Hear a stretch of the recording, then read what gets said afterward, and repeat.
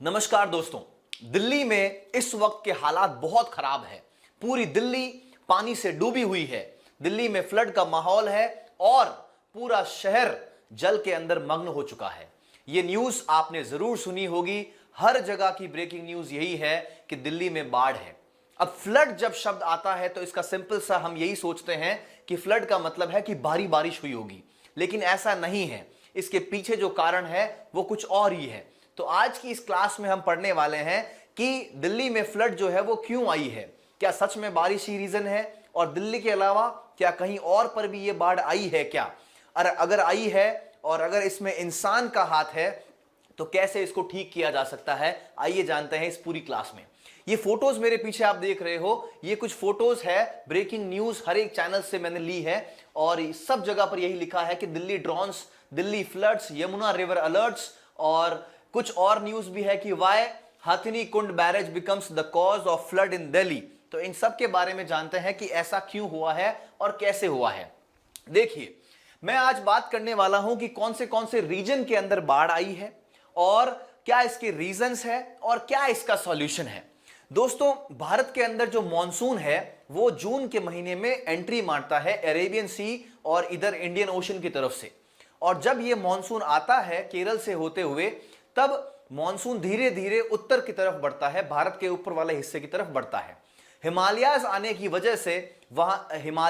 वजह से उसके नीचे वाले जो भी एरियाज है वहां पर भारी बारिश देखी जाती है और इसी वजह से बड़ी बड़ी जो नदियां हैं वो मतलब बहुत उसमें पानी आ जाता है और उफान पे आ जाती है।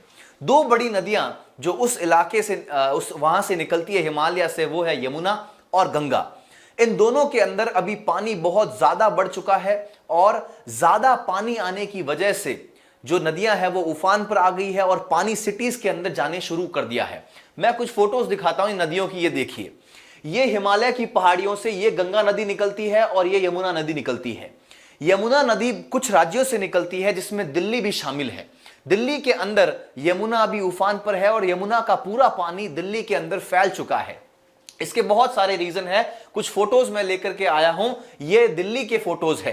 राजघाट पे देखिए आप कितना पानी है, जहां पर महात्मा गांधी जी की समाधि है, लाल किला, ये सारे ये नदी के फोटो है। ये बीच ब्रिजेस वगैरह सब फुल हो चुके हैं। कुछ लोग कुछ क्या मतलब हम कह सकते हैं कि पुरानी दिल्ली के लगभग सारे ही लोग बहुत परेशान है। इसकी वजह से लैंडस्लाइड्स देखने को मिली है कुछ इलाकों में, दिल्ली में नहीं, हिमाचल प्रदेश के कुछ इलाकों में, उत्तराखंड के कुछ इलाकों में। ये फोटोज उन जगहों के हैं। तो रीजन्स की अगर मैं बात करता हूं कहां कहां पर अभी बाढ़ देखी गई है, तो हम कह सकते हैं कि नॉर्थ वाले लगभग जो भी राज्य है भारत के, वहां पर सब जगह भारी बारिश है और बाढ़ के संकेत हैं वहां पे। जैसे दिल्ली हो गया, हरियाणा, पंजाब, आसाम, हिमाचल प्रदेश, चंडीगढ़, उत्तराखंड, इन सब जगहों पर बाढ़ के हालात है। स्थिति बहुत ही खराब है, चिंताजनक है, लेकिन मीडिया में इसको ज्यादा कवर नहीं किया है। इसकी जगह कुछ और न्यूज को बाहर निकाला जा रहा है कि ये छोटी छोटी चीजें बताई जा रही है जिसको बहुत ज्यादा हाइप मिल गई है। इन चीजों को बताना चाहिए, लेकिन अभी हमको ज्यादा इसके बारे में नहीं मालूम पड़ा है कि ऐसा क्यों है और क्या हो रहा है। देखिए, इसके रीजंस के बारे में हम बात करेंगे, एक एक करके बहुत सारे रीजंस है जो हम बात करने वाले हैं। सबसे पहला रीजन तो ऑफकोर्स यही है कि बारिश ज्यादा है, इसी वजह से ऐसा हुआ होगा, नहीं तो पानी कहां से आया है। बारिश दिल्ली के अंदर 9 जुलाई को लगभग 200 से ऊपर बारिश देखी गई, जो कि एक रिकॉर्ड है काफी टाइम से। लेकिन दोस्तों, सिर्फ यही एक रीजन नहीं है दिल्ली में बाढ़ आने का, इसके और भी कुछ रीजंस है। पहला रीजन जानते हैं, पहला रीजन क्या है। ये मैं फोटो दिखाना चाहता हूं आपको। ये एक एनिमेटेड फोटो है जिसमें एक नदी बह रही है। नदी जब बहती है तो इसके जो साइड वाले जो इलाके होते हैं, जैसे मान लो ये बीच में नदी चल रही है और नदी के पास वाले इलाके हैं, इसको हम फ्लड प्लेन्स कहते हैं। फ्लड प्लेन्स लगभग 3 से 4 किलोमीटर, 5 किलोमीटर भी हो सकते हैं। मतलब नदी से 4-5 किलोमीटर तक खाली मैदान होना चाहिए, जहां पर अगर नदी में बाढ़ आ जाए तो बाढ़ का पानी इस मैदान में जाए और पानी सोख लिया जाए। ये एक बहुत बड़ा रीजन है और पहले के टाइम से ही ऐसा चलता आ रहा था। लेकिन दिल्ली में इस नदी के किनारे जो भी फ्लड प्लेन वाला इलाका है, वहां पर बहुत ही डेवलपमेंट हो गया है, इंफ्रास्ट्रक्चर बन गए हैं, लोगों ने मकान बना लिए हैं, बड़ी बड़ी बिल्डिंग्स बन गई है, जिसकी वजह से यहां पर अब सॉइल बिल्कुल भी नहीं है, पूरा कंक्रीट बिछ गया है। अब इस इलाके में ऑफ कोर्स ही बात है कि जब नदी में ज्यादा पानी होगा तो इस इलाके में पानी तो आएगा ही, और इस पानी की वजह से ही हम कह सकते हैं कि बाढ़ आई है।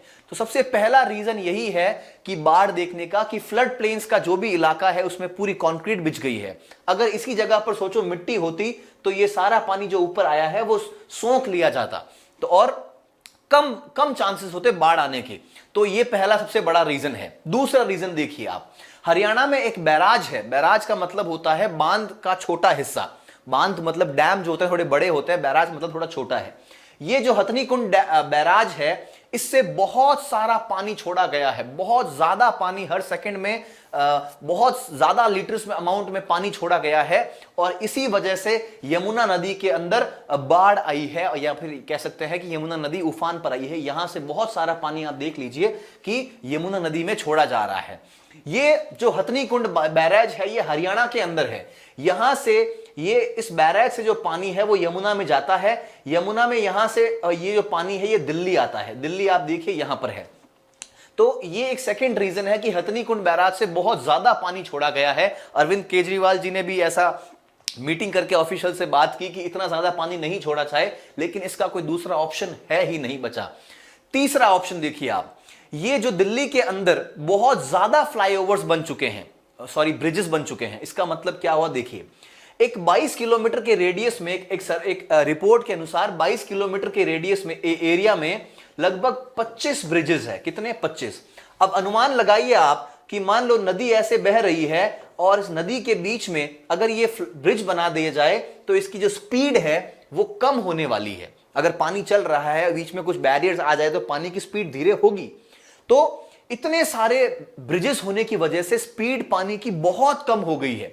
अब पीछे से पानी बहुत तेज आ रहा है, लेकिन यहां पर स्पीड आगे जाके कम हो रही है। पीछे से पानी तेज आ रहा है लेकिन यहां कम हो रही है, तो ऑफ कोर्स ही बात है कि पानी ज्यादा इकट्ठा होगा ही होगा। सोचो पीछे से 100 गाड़ियां कंटिन्यूसली आ रही है और आगे सिर्फ गाड़ियां की स्पीड 100 की स्पीड से आ रही है, और आगे जाके 30 की स्पीड हो जाए तो जान तो लगेगा ही।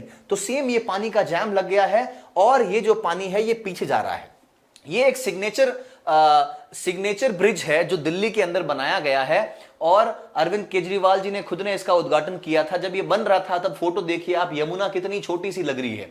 अब यमुना के जस्ट पास में देखिए आप, पूरी बिल्डिंग्स वगैरह बन चुकी है। ये जो इलाका है ये लगभग 4-5 किलोमीटर का इलाका फ्लड प्लेन्स के लिए छोड़ना चाहिए था, लेकिन नहीं छोड़ा है। अब जब यमुना की साइज बढ़ेगी, थोड़ी ब्रेथ बढ़ेगी, तो इस एरिया में बाढ़ तो आएगी ही आएगी, इसमें कोई शक की बात नहीं है। अब देखिए आप, यही फोटो आप अब देखिए कि जब यमुना पूरी भर चुकी है तो इतना पानी इसमें आया है, पहले कितना कम पानी था। ये कुछ दूसरे ब्रिजेस की मैं फोटो लाया हूं जिसमें देखिए आप लगभग पूरी फिल हो चुकी है। तो ये सेकंड रीजन है। थर्ड रीजन हम कह सकते हैं, पहला रीजन कहेंगे हम कि पहला रीजन ये कहेंगे कि फ्लड प्लेन्स में ज्यादा कंक्रीट बिछा दी है, इंफ्रास्ट्रक्चर डेवलप हो गया है। दूसरा है कि हथनीकुंड बैराज से बहुत ज्यादा पानी छोड़ा गया है, और तीसरा है कि बहुत सारे यहां पर हम कह सकते हैं कि ब्रिजेस बना दिए गए हैं। ये बहुत इंपॉर्टेंट रीजन है। एक चौथा रीजन और भी है। चौथा रीजन ये है कि यहां हरियाणा से जब पानी निकलता है थोड़ी स्पीड में होता है। इस एरिया में ऐसा कहा जाता है कि बहुत ज्यादा माइनिंग हो रही है, और माइनिंग की वजह से पानी के अंदर, जैसे मान लो ये नदी है और नदी के नीचे जो है वो सी बेड है। बेड का मतलब नीचे जमीन तो है ही, ऑफ कोर्स ये बात है, ऊपर नदी है। तो सी बेड के अंदर बहुत सारा सिल्ट जो है वो साथ में आ रहा है। सिल्ट मतलब समझ लो कि मिट्टी साथ में आ रही है। अब ज्यादा स्पीड से तो पानी सिल्ट साथ में आ जाता है, लेकिन जब ये दिल्ली की तरफ पहुंचा, स्पीड कम हो रही है, तो धीरे धीरे सिल्ट जो है ये इकट्ठा होना शुरू हो गया है, और ज्यादा सिल्ट इकट्ठा होने की वजह से इस नदी की जो गहराई है वो कम हो गई है, और इसी वजह से ये जो है पानी फैल रहा है। अगर गहरा होता तो पानी नीचे चला जाता, लेकिन अब गहराई नहीं है तो पानी ज्यादा फैलेगा, वो ऑफ कोर्स ही बात है, इसीलिए पानी ज्यादा फैल रहा है। तो ये भी एक बहुत बड़ा रीजन है कि सिल्ट जो है वो देखने को मिला है। मैं फोटो दिखाता हूं सिल्ट की, ये देखो मिट्टी में साथ में मिट्टी आ गई है पानी के, इसे सिल्ट कहते हैं। तो ये कुछ रीजंस है हम कह सकते हैं कि ज्यादा पानी होने के। इसका अगला रीजन मैं कहना चाहता हूं कि ड्रेनेज सिस्टम प्रॉपर नहीं है। जैसे मान लो जितना पानी सिटी के अंदर आया है, बारिश जितनी भी हुई है, जैसे ये सिटी है, इस सिटी में बारिश हुई है, बहुत ज्यादा हुई है। अब बारिश का जो पानी है वो सिटी से बाहर निकलना चाहिए, ऐसा ड्रेनेज सिस्टम होना चाहिए। हालांकि जो ड्रेनेज सिस्टम बनाया गया है दिल्ली का वो बहुत पुराना है, उसके बाद से हम काफी लगभग 30-40 साल पुराना ड्रेनेज सिस्टम फॉलो कर रहे हैं और उसके बाद कोई नया सिस्टम बना ही नहीं है, लेकिन बहुत ज्यादा डेवलपमेंट हो गई है। अब पानी जो है वो प्रॉपर अपने रास्ते जा नहीं पा रहा है, कहीं पर इस हम कह सकते हैं रोड्स की वजह से रोड्स ऐसे ऊंची कर दी है तो पानी कहां जाएगा, पानी यहां पर इकट्ठा ही होगा, पानी जाने का रास्ता बिल्कुल भी नहीं है। ये अगला रीजन है। नेक्स्ट रीजन की मैं बात करता हूं तो जो ड्रेनेज की जो पाइप्स वगैरह है, जैसे मान लो ड्रेनेज का पाइप है, सीवरेज लाइन जो है, मेनली सीवरेज लाइन के अंदर जो पूरी सिटी का गंदा पानी जाता है और जब बरसात होती है तो वही बरसात वाला पानी भी इसके अंदर चला जाता है। अब अलग से कोई निकास के लिए कोई ऐसा साधन नहीं है, कोई अलग से पाइप्स नहीं है कि जिससे बारिश का पानी सिटी से बाहर जा सके। यही सीवरेज लाइंस जो होती है उसी में इस गंदे पानी के साथ में बारिश का पानी भी जाता है। अब दिल्ली की जो पॉपुलेशन है वो लगभग 1.5 करोड़ से ज्यादा है, इसीलिए जो सीवरेज का जो पाइप है वो लगभग सीवरेज लाइन से फुल चलता है, बिल्कुल भी खाली नहीं है। अब इसके अंदर एक्स्ट्रा जब बारिश का पानी आ जाता है तो ज्यादा पानी लेने की कैपेसिटी नहीं है इसकी, इतना सा पानी ले सकता है, तो ज्यादा पानी नहीं जाएगा। और तो और लोगों ने इतनी गंदगी कर दी है कि सीवरेज लाइंस के अंदर खूब कचरा आ गया है, इतना कचरा है कि प्लास्टिक की थैलियां वगैरह इतनी ज्यादा है कि बारिश में ये थैलियों की वजह से पूरा सीवरेज लाइन जो है वो ब्लॉक हो जाता है। अब जब ब्लॉक होगा तो पानी जाएगा ही नहीं, और नहीं जाएगा तो सीवरेज लाइन के अंदर से सीवरेज का पानी भी साथ साथ में बाहर आएगा। तो ये बहुत बड़ा रीजन है। कुछ इंपॉर्टेंट रीजन जो है मैंने वो आपको बताए हैं। ये देखिए सीवरेज के, ये सीवरेज लाइन जो है इसके अंदर देखो कचरा, कितना सारा कचरा फैला गया है, और यही हम कह सकते हैं कि मेन रीजन है। अगर ये कचरा नहीं होता तो सीवरेज लाइन के साथ में पानी काफी हद तक बाहर जा सकता था। तो ये कुछ रीजंस है जिसकी वजह से दिल्ली में बाढ़ देखी गई है। ये कुछ न्यूज मैं लेके आया हूं आपके लिए, उसमें आप इसको अच्छे से पढ़िए। और यही इसमें कहा गया है कि दिल्ली के अंदर भयंकर फ्लड आई है और ऐसा नहीं होना चाहिए था। बहुत ज्यादा लोग परेशान हुए हैं इसमें। कुछ रीजन्स यहां बताए गए हैं, हिमाचल प्रदेश, इन सब में आई है, बहुत लोगों की मौत हुई है और बहुत लोग परेशान हुए हैं। जुलाई 9 को 221 एमएस बारिश रिकॉर्ड दर्ज की गई थी और उससे पहले 209.7 इतनी बारिश दर्ज की गई थी। ये कुछ फैक्ट्स है जो मैं आपके लिए लेके आया हूं। अब देखिए, अब नेक्स्ट जो है कि ये जो दिल्ली में जो फ्लड है, इस फ्लड का एक मात्र यही सॉल्यूशन है सबसे पहला, कि प्रॉपर निकास नहीं है, प्रॉपर ड्रेनेज नहीं है। ये जो फैक्टर्स मैंने बताए हैं ये ठीक हो सकते हैं, हम ठीक कर सकते हैं। लेकिन इसका जो हम कह सकते हैं जो दूसरा एस्पेक्ट देखे जाए तो ये इतनी बारिश क्यों हो रही है, पूरा क्लाइमेट चेंज क्यों हो रहा है। बड़े बड़े हम कह सकते हैं पर्यावरण जो चेक करते हैं उन्होंने यही कहा है कि हमारा जो क्लाइमेट है वो बिल्कुल चेंज हो रहा है। चेंज होने का मतलब यह है कि बारिश इम्प्रॉपर टाइम से आ रही है, कभी एक्सेस रेन आ रही है, कभी कम रेन आ रही है। इसके पीछे सिर्फ इतना रीजन है कि हमारा क्लाइमेट चेंज। और ये क्लाइमेट चेंज क्यों हो रहा है? ग्रीन हाउस गैसेस की वजह से, ग्लोबल वार्मिंग की वजह से, बहुत ज्यादा पॉल्यूशन की वजह से, पेड़ों के काटने की वजह से। ये सारी चीजें मिला करके हमारा, इसी वजह से हम कह सकते हैं कि हमारा जो क्लाइमेट है वो चेंज हो रहा है। अगर हम चाहते हैं कि ये चीजें चेंज वापस सही बैठे तो हमको पर्यावरण को बचाना पड़ेगा, एनवायरनमेंट को सेव करना ही होगा। इसको सेव कैसे कर सकते हैं हम? ज्यादा पॉल्यूशन ना करें, जो हार्मफुल गैसेस है उसका यूज कम करें, इंडस्ट्रीज जो हम बनाते हैं उसमें इन चीजों का ध्यान रखें। जो गाड़ियों में फ्यूल यूज करते हैं, जैसे कि हम पेट्रोल डीजल यूज करते हैं, तो उससे बहुत ज्यादा धुआं निकलता है, बहुत हार्मफुल गैसेस निकलती है, जिसकी वजह से ग्लोबल वार्मिंग होती है, ग्रीन हाउस इफेक्ट देखा जाता है। तो अगर हम चाहते हैं कि लॉन्ग टर्म के लिए अगर हमारी ये चीजें हम फेस नहीं करनी है तो ये सब चीजें कंट्रोल करनी ही पड़ेगी। तो उम्मीद है आपको समझ में आ गया होगा कि दिल्ली ही नहीं, दिल्ली के अलावा उत्तरी जो भी राज्य हैं वो सब पानी में डूबे हुए हैं। और सरकार जो है अभी इसके ऊपर हम कह सकते हैं कि ज्यादा बड़े इनिशिएटिव्स नहीं लिए हैं। लोगों को पता भी नहीं है कि इतनी जगह पर फ्लड आई है और इतने लोग बेघर हुए हैं। उम्मीद है आपको अच्छा लगा होगा तो कमेंट बॉक्स में जरूर बताएं।